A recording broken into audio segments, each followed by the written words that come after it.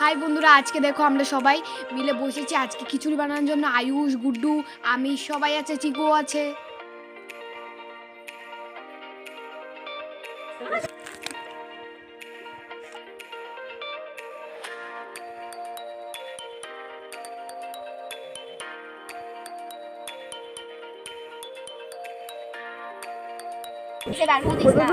এ দেখো সবাই,